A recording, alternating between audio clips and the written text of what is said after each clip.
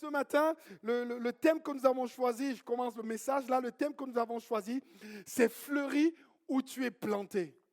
Qui n'aime pas les fleurs? Moi, je trouve que c'est nice, c'est beau. Tu regardes la fleur là, t'aimes ça. Ça sent bon et tout. Waouh. Nous, en Afrique, on a tellement les fleurs que tu peux en couper. Il est même content, tu repars. En France, tu vois les fleurs de quelqu'un dans sa maison, tu touches. Ça peut être un crime contre l'humanité, quoi. Tellement. Bon, bref.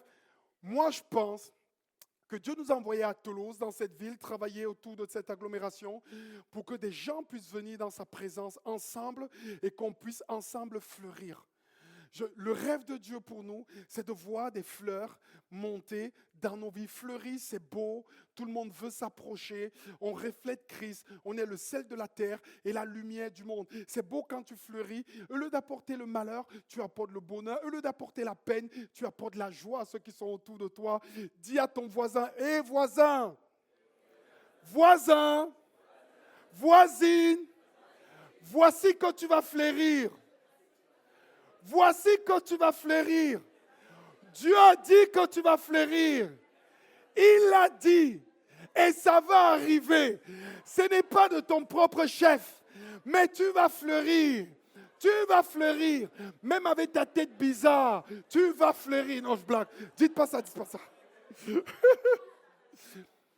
Je crois qu'on est venu, et depuis quelques années à Toulouse, depuis 3 ans qu'on est là, on voit des gens fleurir. Parfois, j'en ai des larmes de voir des gens qui ont commencé là juste à connaître Jésus. Mais maintenant, ils sont des leaders extraordinaires, ils servent Dieu, ils sont à côté de moi. Quel bonheur de partager avec eux. Je ne peux pas citer tout le monde ce matin et ça me donne des larmes, mais je crois que Dieu va nous donner de fleurir. Waouh, waouh. Et ce qui m'a marqué dans le verset que je voudrais qu'on puisse dire, c'est la parabole du semeur. Un semeur sorti, c'est dans Luc 8, verset 5 à 8. Un semeur sorti pour semer, et comme il semait, une partie de la semence tomba le long du chemin. Les oiseaux vinrent et la mangèrent. Une autre partie tomba dans les endroits pierreux. Et elle n'avait pas beaucoup de terre. Elle leva aussitôt parce qu'elle ne trouva pas un sol profond. Mais quand le soleil parut, elle fut brûlée et sécha faute de racines. Une autre partie tomba dans les épines. Les épines montèrent et l'étouffèrent. Une partie tomba dans la bonne terre. Elle donna du fruit, un grain 100, un autre 60, un autre 30. Voici l'explication de Jésus. J'aime Jésus parce qu'il donne une explication à ce qu'il dit. Lorsqu'un homme écoute la parole du royaume et ne la comprend pas, le malin vient et l'enlève ce qu'il a semé dans son cœur. Cet homme, c'est celui qui a reçu la semence le long du chemin. Celui qui a reçu la semence dans les endroits pierreux, c'est celui qui entend la parole, aussitôt la reçoit avec joie, mais il n'a pas de racine en lui-même.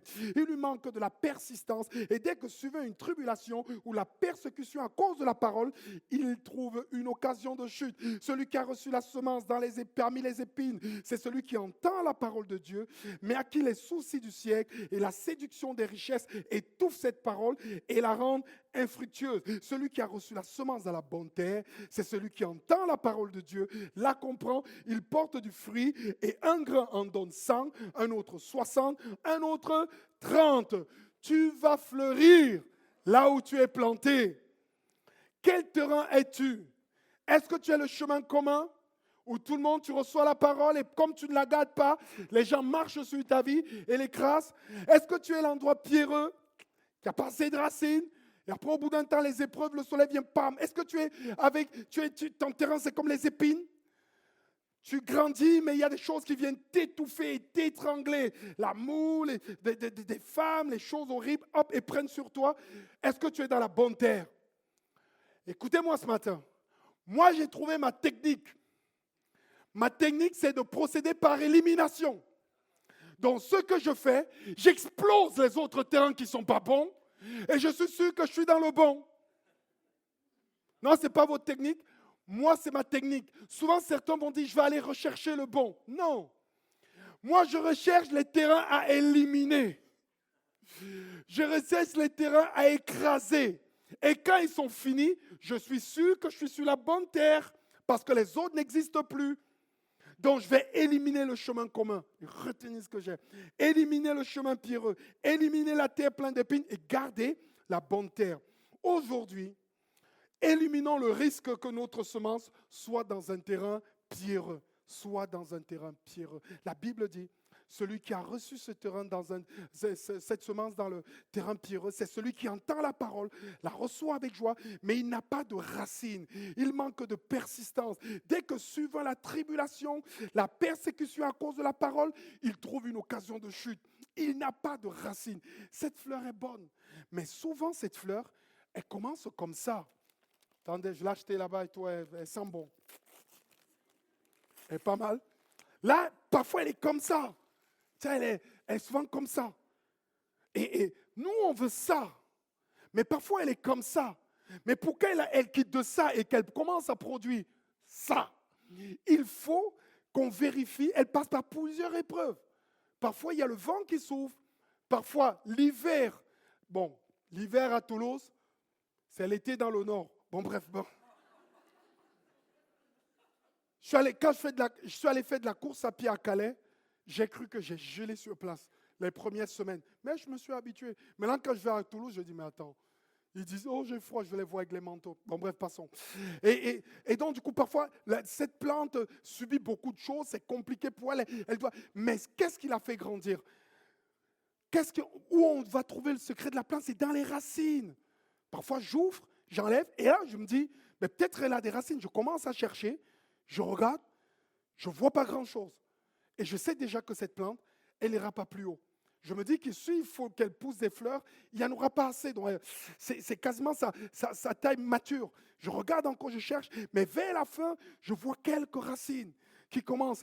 Quand on regarde nos vies, quand on regarde ce que nous sommes, et quand l'Éternel nous regarde, il ne regarde pas simplement d'un coup les fleurs. Il veut voir nos racines. Il veut voir nos racines pour me dire qui tu es. Montre-moi la taille de tes racines. Pour me dire combien tu grandiras. Montre-moi la taille. Et il recherche à la fin. Tu en as encore une racine qui sort. Ça ne grandit pas. Et là, tu te dis, mais moi, je pense qu'on va fleurir, que notre Dieu va nous aider. Et il va nous permettre d'avoir des racines. Et c'est mon thème ce matin. On ne sera pas écrasé parce que nos racines iront profondes. La Bible dit que Dieu, qui rend à chacun selon ses œuvres, réservant la vie éternelle à celui par la persévérance, à bien faire, recherche l'honneur, la gloire, l'immortalité. Moi, j'ai envie de te dire, pousse des racines. Moi, si on me demandait le thème pousser des racines, moi, je dirais cultive des habitudes. Pour moi, les racines de quelqu'un, c'est la somme d'habitudes. La Bible dit quelles étaient les habitudes de ceux qui ont marqué l'éternité, qui ont marqué le temps, les premiers disciples. La Bible dit, ils persévéraient dans l'enseignement des apôtres, dans la communion fraternelle, le fait de se voir chacun chaque fois et parler de Dieu. Ils mangeaient et ils prenaient le pain et le vin ensemble au nom de l'Éternel. Ils étaient dans les prières. La crainte s'emparait d'eux et ils se faisaient beaucoup de miracles par les apôtres. Wow! Parfois, je ne suis pas trop d'accord avec le Dalai Lama, le gars qui porte la super robe là. J'aime bien la couleur de sa robe. Il classe. Mais parfois, il dit des choses pas bêtes. Écoutez ce qu'il a dit. Je trouve pas, ça peut être sympa pour nous. Il dit, sème un acte et tu récolteras une habitude. Sème une habitude et tu récolteras un caractère. Sème un caractère et tu récolteras une destinée. Nous, on veut arriver directement à la destinée.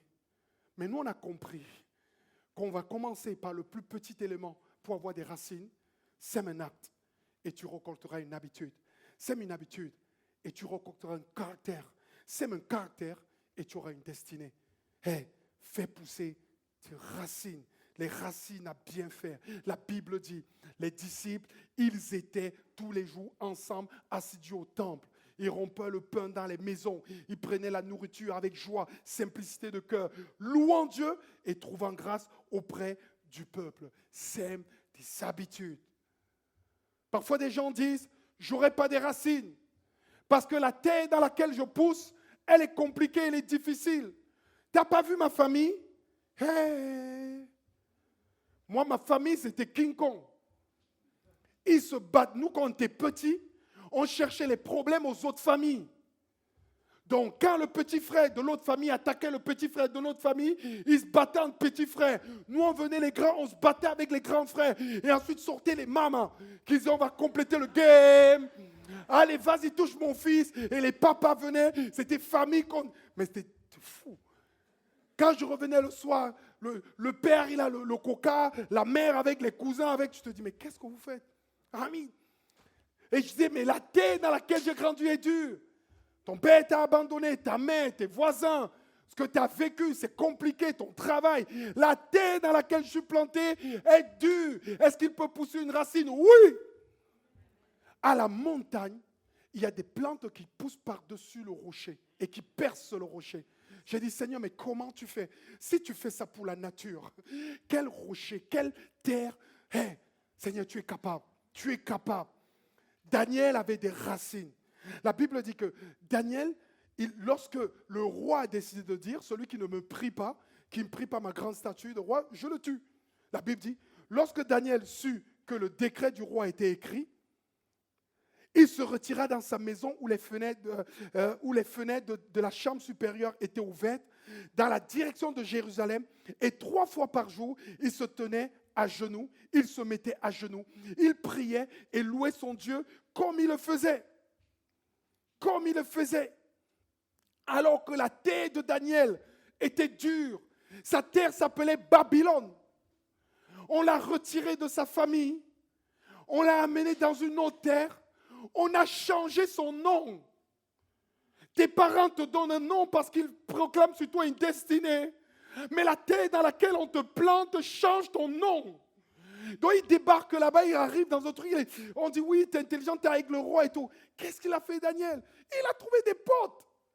Il a dit les gars, venez, gardons nos habitudes qu'on avait où on venait dans notre pays à Jérusalem. Et ils ont commencé. Et comme on donnait les viandes sacrifiées aux idoles et que tout le monde mangeait dans le palais du roi, ils sont allés négocier avec le gars qui les gardait en disant, hé gars, on se met aux légumes. Et mec, moi, je n'aurais pas négocié pour des, franchement, pour des radis. Si c'était un steak à négocier, j'aurais négocié. Quoi, ça. Mais aller négocier pour la salade, il est bon, le gars. Donc, du coup, il va négocier, reste comme ça. Et bam, il négocie parce qu'il ne veut pas se souiller avec les mains du roi. Et avec ses potes, il crée comme une team. Moi, j'appelle ça une mini-église qui crée entre eux. Et ils se motivent, ils s'encouragent et ils font pousser des racines. Et Daniel, alors qu'on l'a sorti de sa terre, on l'a mis dans une terre dure. Mais ses habitudes sont tellement, ses racines sont tellement profondes. Tes racines sont tellement profondes que qu'importe la terre où on te met, tu donneras des fleurs. Tes racines seront tellement profondes que qu'importe où on te déplace, tu donneras des fleurs. Ce n'est pas à cause du terrain, mais c'est à cause de la profondeur des racines qu'ils sont capables d'aller chercher de l'eau profondément. Daniel, il avait l'habitude de prier. Et l'habitude de la prière était à la base de son ascension spirituelle et professionnelle. Les habitudes de prière qu'il avait, de recherche de Dieu, étaient à la base de tout. Daniel, il commence comme le gars qui ne veut pas se souiller. Ensuite, il est avec ses amis, le gars qui refuse d'être idolâtre devant la statue du roi. Donc, ça lui coûte, là, pour ses potes, bien sûr, la fournaise ardente. Et on voit que le gars continue à être quelqu'un qui continue à prier Dieu. Et ça lui coûte la fosse au lion. Mais on voit qu'il continue, Daniel. Et il reçoit toutes les révélations de l'Apocalypse à la fin. Il commence comme ce gars qui est petit, mais ses habitudes ne font que le monter, que quand on interprète le livre de l'Apocalypse, des révélations de la fin, on est obligé d'aller lire le livre de Daniel parce que lui, il avait déjà vécu juste parce qu'il avait des racines et la piété. Tu peux vivre ça. Tu vas fleurir là où tu es planté. Sa renommée se répandait partout de plus en plus. On parlait de Jésus. Et les gens venaient en foule pour l'entendre et pour être guéris de leur maladie. Et lui se retirait dans les déserts et il priait. Gars, t'es réputé. 200 millions d'abonnés sur Insta. Tout le monde t'adule. Mais tu jettes tout ça de côté et tu vas te positionner pour prier. Eh Jésus, t'es contradictoire. Mais parce qu'il n'est pas comme dans ce monde. Fais pousser des habitudes des habitudes. Moi, je ne suis pas né dans une famille chrétienne, donc du coup, on ne m'a pas appris à lire la Bible et à méditer. Du coup, j'ai dû l'apprendre. J'ai vu que très rapidement, je ne tenais pas en place. Quand j'allais prier, je ne tenais pas 3 secondes. J'étais léger. J'étais léger. J'ai dû le constater et ça a fait mal direct. Et j'ai dit, mais comment je pourrais faire? Et j'ai dit, Seigneur, fais pousser en moi des racines, crée en moi des habitudes pour être un homme qui peut venir à côté de toi. Dans ma petitesse, j'ai commencé petit à petit à m'entraîner, à faire pousser des habitudes. Seigneur, aide-moi. Comment faire pour avoir des habitudes? Je vous assure, la meilleure habitude qui tienne, c'est de décider d'un temps où on va aller trouver Dieu. C'est la plus grande habitude. Décide d'un temps. Tu ne sais pas ce qui va se passer. Tu ne comprends pas ce qui va arriver. Donne juste ce temps à Dieu. Tu as 24 heures dans la journée. Donne ce temps à Dieu. Ça dure 3 secondes, 2 minutes. Donne ce temps à Dieu. Moi, je divise souvent 2 choses. Je comprends qu'il y a ce qu'on appelle la piété intérieure et la piété extérieure. Moi, je sais que Jésus dit, si tu veux me chercher, rentre dans ta chambre, ferme la porte et cherche ton Dieu qui te parle dans le secret. Pourquoi, je vais vous poser la question. La distance la plus longue, c'est de quitter le canapé jusqu'à la chambre fermée. Pourquoi c'est si compliqué dans nos têtes? Pourquoi il y a tant de réflexions? Moi, quand tu me proposes de manger un dessert, je ne réfléchis pas longtemps. J'imagine dans ma tête le dessert chaotechnique. Mais pourquoi? Quand il s'agit d'aller dans notre chambre et de fermer la porte, c'est si dur. Il y a un combat. Mais c'est pour cela que Paul dit, je traite durement mon corps et je la prends la piété. Ah, waouh. La première chose que j'ai envie de dire, si tu veux mettre en place de bonnes habitudes, juste au niveau technique, sache que pour avoir une habitude, normalement, 21 jours suffisent, humainement. Si tu fais quelque chose pendant 21 jours, c'est pour ça que le jeûne de Daniel dure 21 jours. Si pour créer une habitude, même dans ton quotidien, tu fais la même chose pendant 21 jours, il va commencer à se créer dans ton corps le manque. Et dès que tu ne fais plus cette chose, tu seras poussé à aller la faire. 21 jours. 21 jours. Faites juste, mettez 21 jours, vous allez voir. C'est humain que j'ai testé. Je ne sais pas, je ne suis pas un grand analyste, mais je sais que 3 semaines, le manque commence. Et aussi pour créer une autre habitude, mauvaise et méchante, mais fais un truc pendant 21 jours, ça crée une habitude. La première chose que j'ai envie de dire quand on veut mettre en place des bonnes habitudes, c'est de prendre conscience et de s'engager. La première chose pour moi, c'est de prendre conscience et de s'engager. La Bible dit que Paul respirait le meurtre et la menace et il se dirigeait vers les sacrificateurs pour prendre les lettres pour les synagogues de Damas, afin que s'il trouve des personnes qui croyaient en Jésus de la nouvelle doctrine, hommes ou femmes, il les amena liés à Jérusalem, persécutait les chrétiens. Et comme il les amenait liés à Jérusalem, comme il était en chemin, il approchait de Damas. Tout à coup, une lumière venant sur lui du ciel resplendit autour de lui. Parfois, on a besoin d'un constat. Ton cœur, ta voix, ta personne manque à Dieu. Dieu, ce qu'il aime, c'est qu'on soit avec lui. Donner, prendre, aider, transformer, guérir. Waouh, la première chose que Dieu veut, c'est que tu sois avec lui. C'est ça la piété, c'est être avec lui. Et donc du coup, est-ce que tu as vu comment il t'aime?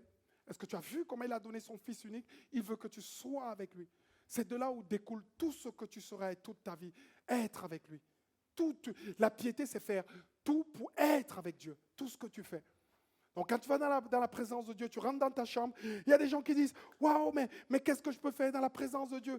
Divise juste ton temps en 6, en 7 parties et c'est bon. » Moi, je me suis dit au départ, comme tu ne sais pas quoi, fais ce qu'on t'a dit premièrement.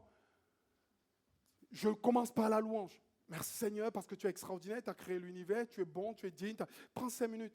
5 minutes après, je me confesse. Je dis Seigneur, si j'ai fait quelque chose de mauvais, je te demande pardon, je décide de changer, aide-moi. Tu réfléchis et tu te confesses. 3e temps, tu dis Seigneur, je vais prendre ta parole. Je vais lire la Bible. Ça fait déjà 15 minutes quand tu prends la Bible. Quand tu prends la Bible, fais pas 1, 2, 3, 4 soleils. 1, 2, 3, 4 soleils. Fais pas ça, c'est bon, ça ne marche pas. Fais pas comme, je prends la Bible, mais j'irai dans une application, ils ont le verset du jour. Non. Le verset du jour, c'est comme moi j'appelle ça comme des petits bonbons que tu prends et tu passes. En passant à la maison, tu vois le paquet de bonbons, tu as un petit carré de chocolat, bam, tu lances dans ça, c'est les versets du jour. Tu ne peux pas te nourrir avec ça, il faut du solide. Donc, commence à lire la Bible, soit le matin l'Ancien Testament, soit le soir le Nouveau Testament. Et lis de manière régulière. Et quand tu lis la Bible, tu lis la parole, tu médites. Méditer, c'est 3 questions. Pose 3 questions à Dieu. La première, qu'est-ce que ce texte veut dire? Tu lis le texte. Tu dis, qu'est-ce que c'est que ce dit? Jésus faisant nana, il a multiplié les pains et les poissons, bam, oh, ça veut dire ça. Deuxième question que tu dois te poser, c'est en quoi ça change ma vie aujourd'hui? Ah, il a multiplié les pains et les poissons. Oh, sûrement, il peut multiplier dans ma vie. Ah, c'est une bonne nouvelle. Troisième chose, qu'est-ce que je peux faire? Troisième question, qu'est-ce que je peux faire? Ah, je vais prier. Ah, je vais exercer la foi. Ah, je vais croire. Oh, mais est-ce que j'ai assez la foi? Et là, tu te notes des sujets de prière et tu peux rajouter les sujets de prière de ta famille, des gens et tout. La troisième chose, quand tu fais ça, c'est méditer la parole de Dieu. Tu as loué Dieu, tu as confessé tes péchés, tu as lu la Bible, tu as médité et maintenant tu pries pour demander à Dieu. La cinquième chose que tu peux faire, tu peux intercéder. Il y a des gens qui souffrent à côté de toi, tes voisins, tes cousins. Tu peux intercéder, c'est voir Dieu et voir le problème des autres. Et tu te mets au milieu et tu prends les deux mains par ta prière et tu les relis, afin que la souffrance de la personne pour qui tu pries et la puissance et l'amour de Dieu, les deux puissent se rejoindre dans ta prière pour faire que les deux puissent se rejoindre pour bénir la personne. Ça, quand tu as loué Dieu, tu as confessé tes péchés, lu la Bible, médité, intercédé, tu finis par la louange, mon frère. Si ça déborde, t'es quasiment à 1 heure. Tu es quasiment à 1 heure. Mais fais le constat que tu ne vis pas ça. Il y a des gens qui disent, j'aimerais entendre la voix de Dieu. Va faire ça. Tu vas commencer à entendre sa voix. Il y a des gens qui disent, mais j'aimerais qu'il me montre des songes, des rêves, des trucs. Fais cela. Ça, j'appelle ça la piété intérieure. La piété extérieure, la Bible dit, oh, qu'il est bon, qu'il est doux pour des frères, agréable de se retrouver ensemble, car c'est là où Dieu envoie sa bénédiction. Je me dis, Seigneur, il me faut être avec des frères et sœurs, là où 1 ou 2 sont réunis à mon nom, je suis au milieu d'eux. Tu vas envoyer la bénédiction et l'onction. Du coup, comme je sais qu'à l'église, Dieu a localisé son onction, je m'avais me mettre à côté de la localité où l'onction a localisé. Ça, c'est congolais, ça. De la localité, localisé. Je vais me mettre là où Dieu a localisé l'onction dans l'église parce qu'ils vont prier, ils vont faire la louange et je me mets à côté. Ça va venir sur moi, ça va venir sur moi. Parfois le dimanche, je ne peux pas louer, je ne peux pas. J'étais vraiment en souffrance, mais comme je me tiens là, ça vient sur moi. Ça, c'est la piété extérieure. La communion fraternelle, le service, c'est la piété extérieure. On est avec les autres, on se nourrit, on s'aiguise et on avance. J'ai besoin de ça. Je prends conscience et je m'engage. Et je crée une habitude en 21 jours. Deuxième chose, ça c'est le plus dur. C'est l'exercice et la pratique de la répétition. L'exercice et la pratique de la répétition. Vous savez, en France, les gens disent répéter. Mais nous, en Afrique, on dit répéter. Parce qu'on répète plusieurs fois en insistant. Ici, ils disent répéter. Mais nous, on dit répéter. Mon frère et ma soeur, Paul dit à Timothée, exerce-toi à la piété, car l'exercice corporel est utile à peu de choses. Parce que Timothée, c'était un beau gosse, il était grec. Vous avez vu les statues grecques? Il n'y a pas un qui a un pet de gras dedans. Le bidi. Franchement, quand je vois les statues grecques, je dis, c'est comme le mec de la pub qui est en train de complexer tous les hommes là. Il est sculpté, et tout, on dirait qu'on a mis les Pyrénées sur lui. Quand tu as un gars, tu regardes celui-là, tu dis, mais attends, c'est de la triche.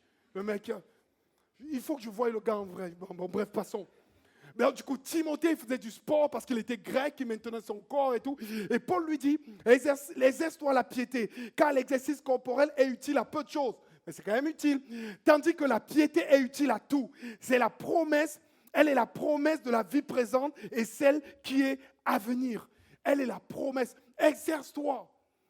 J'ai commencé à m'exercer. Je vous assure, c'était dur. je n'arrivais pas à tenir pendant une semaine de lire 3 fois ma Bible. Chaque fois je revenais, je retombais. Quand le soir, là, 22h50 arrive, le travail va venir à 6h. La réunion à 7h. Le groupe de maison. Mais comme j'avais fait la semaine dernière, je crée une habitude, je commence à répéter. Ce n'est pas facile, je répète. Ce n'est pas facile, je répète.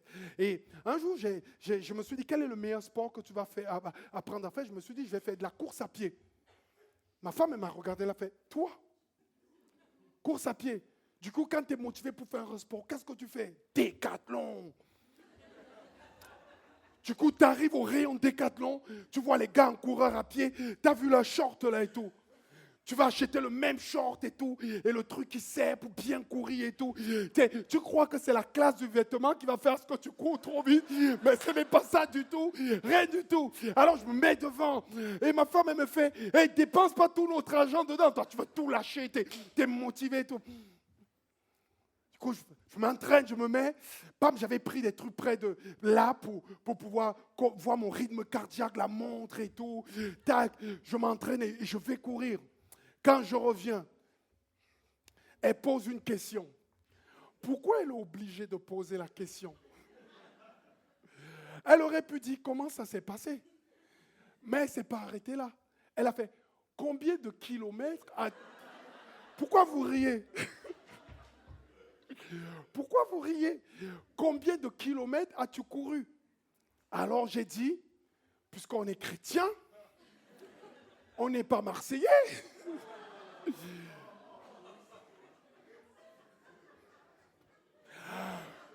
J'ai dit, j'ai couru 2,5 km. Elle a fait, toute la tenue là, le décathlon là, tout ça, pour 2,5 km. J'ai dit, c'est le commencement.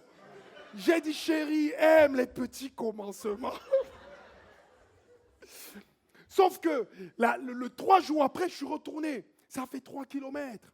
Sauf que quand tu vas courir, c'est comme la prière, quand tu commences à prier, tout te dit d'arrêter, de bloquer. Quand tu commences à lire ta Bible tout le temps, il y a tout en toi quand tu commences à accélérer, à aller plus loin que ce que tu faisais, à louer Dieu, à prendre vraiment le temps. C'est comme quand tu cours, tu as la rate sur le côté. Moi, tu es là, la rate commençait là. Je tiens, je lâche pas. Je tiens, je lâche pas. Mais sauf que tout tire en toi. Et au bout d'un temps, tu lâches. Et tu es un lâche parce que tu es en train de marcher. Tu avais dit non, je courrais tout le temps, mais tu marches. Forcé par ta rate. Au bout d'un temps, la 3e fois, je suis reparti. J'ai dit, je ne donne plus le nombre de kilomètres. Je suis parti. Et là, j'ai dit, que je marche ou que je cours, je reste 1 heure. Jusqu'à ce que je cours 1 heure. Je suis parti et 4 km, 5 km, 6 km, 7 km. Et Dieu m'a dit, fais la même chose avec la piété. Commence, c'est un reflet. Si dans ta vie, tu dis, Saint-Esprit, réveille-moi le matin pour aller prier. Il va te réveiller. Il va te dire, il aime ça. Il t'attend pour être dans la présence de Dieu. Commence à dire, Seigneur, je vais mettre ça en place. Je vais créer des habitudes qui vont me permettre toujours de rester dans la présence de Dieu. Quand tu vas voir Dieu, il y a des jours, moi je cours, il ne se passe rien.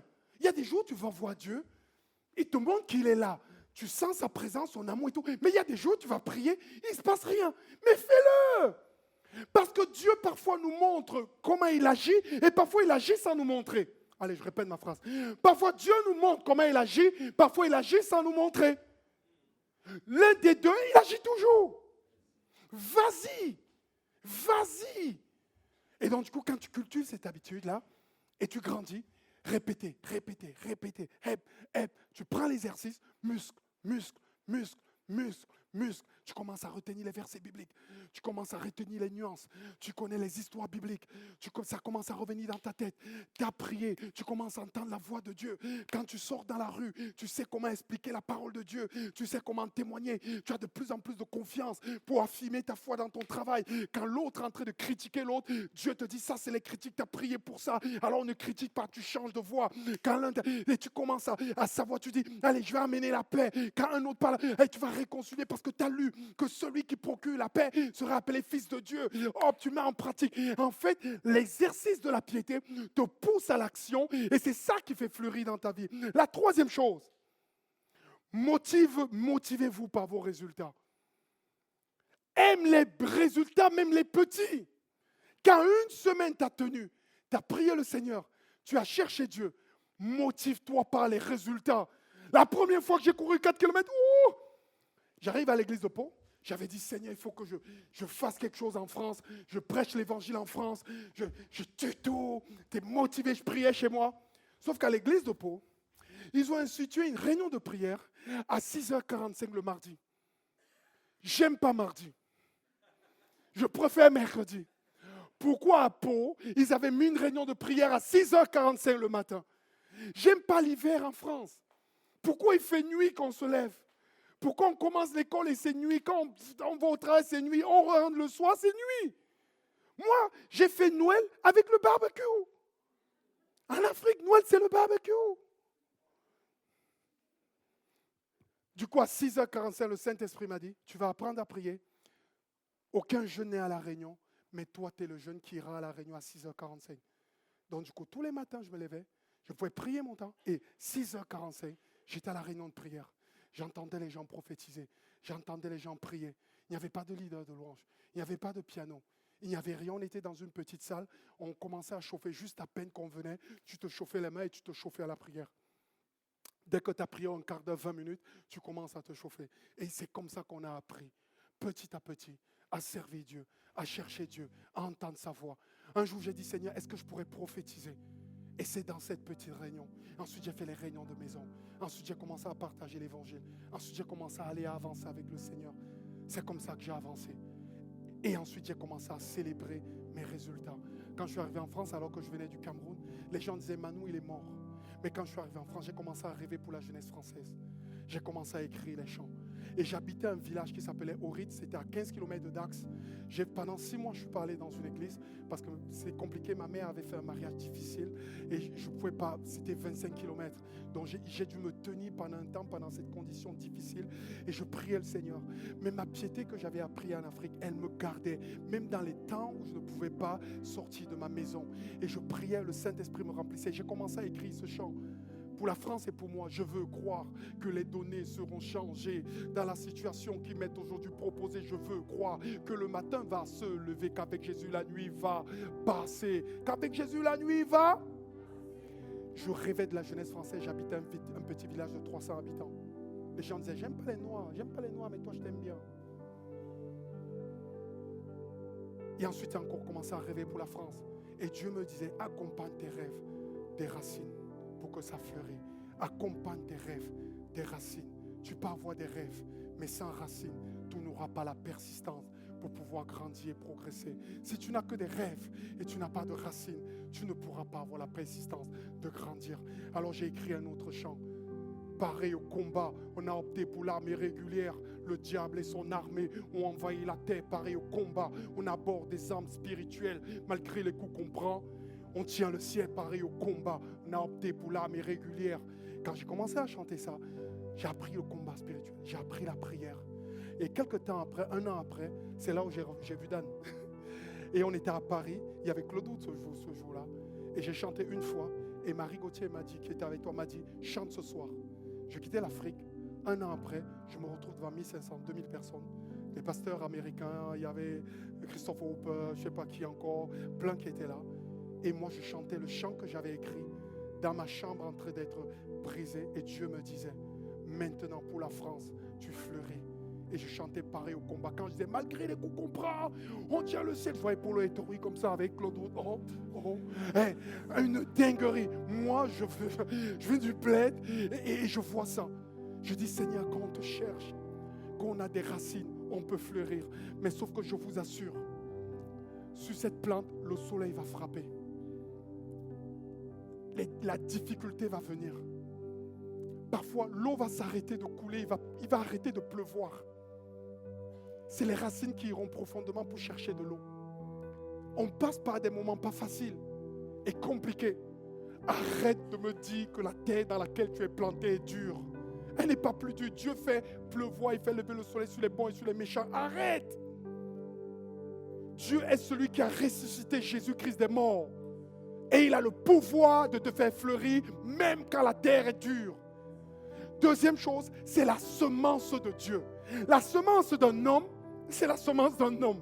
Mais la semence de Jésus-Christ semée en nous, elle ne peut faillir. Elle est infaillible et elle produit le fruit. Parce que c'est la semence de Dieu. Est-ce que ce matin on peut prier le Seigneur en demandant, Seigneur, aide-moi. Seigneur, j'aimerais grandir. Seigneur, j'aimerais grandir. J'aimerais avancer. Seigneur, j'aimerais pousser des racines. Seigneur, s'il te plaît, aide-moi. Aide-moi, Père. Aide-moi, Père. Aide-moi, Père. Seigneur, je ne veux pas souffrir d'un manque de persistance. Quand la persécution, les tribulations viendront, Seigneur, oh Dieu de gloire, aide-moi. Aide-moi à faire pousser mes racines. Je prends des décisions, Seigneur, ce matin. Seigneur mon Dieu, pour pouvoir aller te chercher, que ce ne soit pas une piété intérieure, solitaire, que ce ne soit pas une piété extérieure avec mes frères et sœurs. Seigneur, j'aimerais cumuler les deux. Oh Dieu de gloire, tu es le Dieu qui répond aux prières. Le malheureux crie dans le secret et l'Éternel l'entend. Seigneur, aujourd'hui, je viens reconnaître que j'ai méprisé ta présence, que j'ai arrêté de grandir, de faire pousser mes racines. Seigneur, je viens reconnaître que j'ai besoin de plus de toi. Seigneur, je viens prendre la décision de me lancer dans l'exercice de la piété et augmenter mes muscles spirituels. Seigneur, je veux obéir à ce commandement. Exerce-toi à la piété. Exerce-toi à chercher Dieu. Que ce soit Moïse, que ce soit Daniel. Seigneur mon Dieu, que ce soit les disciples. Ils ont demandé à Jésus, apprends-nous, enseigne-nous. Enseigne-nous comment prier. Ils ont eu cette humilité, les disciples, en disant, Seigneur, nous ne savons pas comment faire pour rejoindre ta présence. Enseigne-nous. Seigneur, c'est ce que nous voulons dire ce matin. Et nous approcher de toi, Père. Alléluia.